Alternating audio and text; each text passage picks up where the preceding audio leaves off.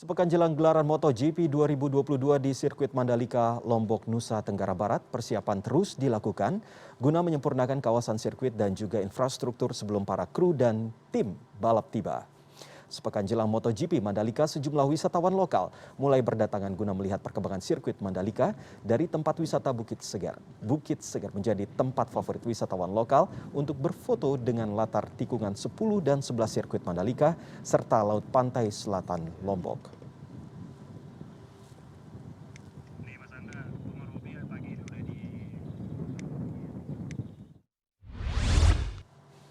Kita tersambung dengan Albi Pratama, koresponden CNN Indonesia yang saat ini berada di Mandalika, Lombok. Halo, selamat sore Albi. Bagaimana kondisi Mandalika saat ini? Apakah sudah siap 100% untuk peralatan MotoGP? Mengingat beberapa waktu lalu ada keluhan dari sejumlah pihak terkait dengan kebersihan dan juga kontur lintasan yang kurang baik. Ya, selamat sore Iqbal. Benar sekali, sampai saat ini memang pihak dari MGPA selaku pengelola sirkuit internasional Mandalika masih terus melakukan penyempurnaan di kawasan sirkuit yang nantinya akan menjadi tuan rumah gelaran MotoGP yang akan digelar pada tanggal 18 Maret sampai dengan 20 Maret 2022 yang akan datang.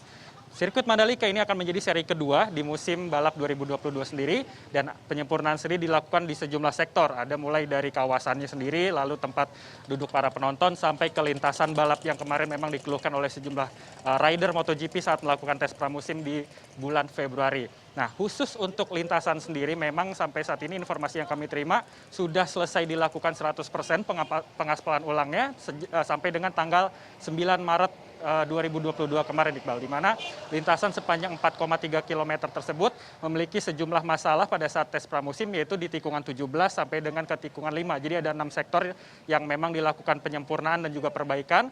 Dan memang keluhan-keluhan yang disampaikan oleh rider MotoGP pada saat melakukan tes pramusim di sana adalah banyaknya serpihan-serpihan kerikil yang mengenai tubuh mereka dan juga motor mereka ketika melakukan putaran lap seperti itu, dan juga adanya aspal-aspal yang terkelupas, dan itu sangat berbahaya ketika motor-motor para pembalap ini dipacu dalam kecepatan yang tinggi karena serpihan-serpihan batu bisa mengenai badan pembalap yang ada di belakangnya dan juga bisa membahayakan, dan itu terasa cukup sakit yang dikatakan oleh beberapa rider MotoGP seperti rider Ducati Pecco dan juga Jorge Martin seperti itu.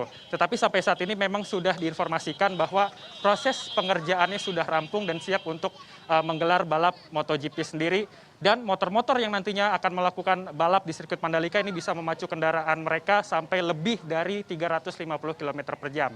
Nah, di luar lintasan sirkuit, khususnya di kawasan utama sirkuit Mandalika juga, proses penyempurnaan masih terus dilakukan, Iqbal. Tapi bisa dikatakan sudah 90%, hanya saja proses penyelesaian seperti misalnya tempat duduk penonton yang terdiri dari standar grandstand, yaitu tempat duduk penonton tanpa atap, lalu ada premium grandstand yang tempat duduknya mirip-mirip seperti standar grandstand, tetapi sudah memiliki atap jadi bisa sedikit lebih teduh, dan juga ada VIP Hospitality Suite yang terdiri dari 2 kelas, yaitu Deluxe Class dan juga Premium Class juga sedang dalam proses penyelesaian. Dan pihak dari BUMN juga sudah membangun 3 lounge utama yang ada di Bukit 360 sehingga nantinya para pihak-pihak yang terafiliasi dengan pihak BUMN tersebut bisa menikmati lounge tersebut dan menyaksikan balap motor di atas Bukit 360 sehingga pemandangan yang ada di sekitar sirkuit ini bisa terlihat lebih jelas dan juga lebih indah seperti itu. Dan untuk kawasan sirkuit memang bisa dikatakan walaupun masih dalam proses pengerjaan ini sudah sekitar 90% menuju selesai. Diharapkan memang beberapa hari ke depan sudah bisa rampung. Sedangkan untuk infrastruktur sendiri, Iqbal, pada saat saya tiba di Bandara Internasional Zainuddin Abdul Majid Lombok, Nusa Tenggara Barat kemarin, saya melakukan perjalanan dari bandara sampai ke kawasan sirkuit Mandalika ini melalui jalur bypass sepanjang 17,38 km. Tapi kalau misalnya saya ingin bandingkan ketika saya datang di kawasan Mandalika pada momentum World Superbike yang digelar pada November 2021 lalu yang masih sangat gersang, belum ada infrastruktur seperti lampu penerangan jalan, ini sudah berbanding terbalik dan sudah jauh lebih baik, di mana kawasan ini sudah ada penghijauan yang dilakukan, sudah ada lampu-lampu penerangan jalan yang juga sudah diterangi untuk menerangi jalan, sehingga nantinya masyarakat ataupun penonton yang tiba di Lombok ini sudah bisa melihat keindahan kawasan Kuta Mandalika, sehingga sudah sangat siap untuk menyambut gelaran MotoGP sendiri. Dan saya juga perlu informasikan, Iqbal, sejumlah rider dan juga kru ofisial ini diprediksi akan datang sekitar 2.500 personel karena kalau misal dibandingkan dengan event tes pramusim kemarin, hanya sekitar 1.500 orang saja. Dan di event MotoGP kali ini akan ada 3 kelas yang dibalapkan, yaitu ada MotoGP sendiri sebagai kelas tertinggi, ada Moto2 dan juga Moto3. Sehingga nantinya akan banyak sekali kru yang datang ke sini, sehingga mobilisasi yang dilakukan harus benar-benar baik. Untuk infrastruktur jalan juga sudah ditambah, Iqbal. Kalau misalnya pada saat momentum World Superbike kemarin, jalan itu hanya 1 lajur yang bisa dilewati oleh 2 arus kendaraan, saat ini sudah ditambah menjadi 1 lajur baru, sehingga nantinya akan ada 4 arus kendaraan yang bisa melintasi kawasan dari Bundaran Sunggung menuju ke sirkuit Mandalika, sehingga jika nantinya dilakukan rekayasa lalu lintas, potensi kemacetan yang terjadi pada saat event World Superbike ini bisa diminimalisir ketika proses ataupun event MotoGP ini digelar. Sampai malam tadi juga sejumlah kargo bawaan yang dibawa oleh Dorna Sport dan juga kru balap dari Qatar yang menjadi tempat perdana gelaran MotoGP 2022 kemarin dimulai, sudah tiba seluruhnya dengan menggunakan 5 pesawat kargo di Bandara Internasional Lombok dengan total sekitar 404 ton. Ini terdiri dari beberapa logistik para kru, motor-motor balap dari 3 kelas yang ada, sampai dengan kendaraan-kendaraan safety cars yang juga dibawa dengan 2 model pesawat, yaitu Boeing 747-400 dan juga Boeing 737 untuk membawa kargo-kargo tersebut.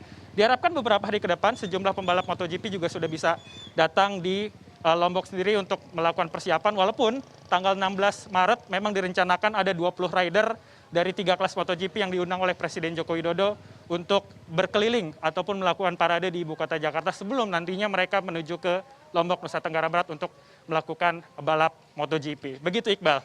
Albi, menarik berbicara soal penonton. Kita tahu beberapa waktu lalu sempat ada isu soal PNS yang wajib membeli tiket untuk menonton. Walaupun ini sudah dibantah oleh Gubernur NTB. Tetapi dari pantauan Anda, apakah Anda mendapatkan informasi terkait dengan soal tiket dan penonton ini? Apakah sudah terjual habis atau justru sampai saat ini belum? Karena melihat tadi ada berbagai macam penonton begitu yang sudah cukup antusias melihat ada di bukit yang Anda sebutkan tadi.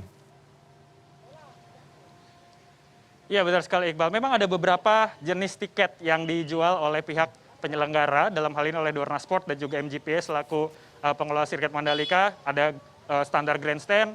Ini adalah tempat duduk penonton yang paling banyak dan tentunya akan menjadi paling favorit karena harganya juga lebih terjangkau jika dibandingkan dengan tempat duduk lainnya. Lalu ada premium grandstand, ada VIP hospitality suite yang terdiri dari deluxe class dan juga premium class. Tetapi dari 3 hari penyelenggaraan MotoGP nantinya, untuk hari ketiga ataupun hari balap dan menjadi hari utama ini sudah laku seluruh tiketnya, alias sudah habis terjual.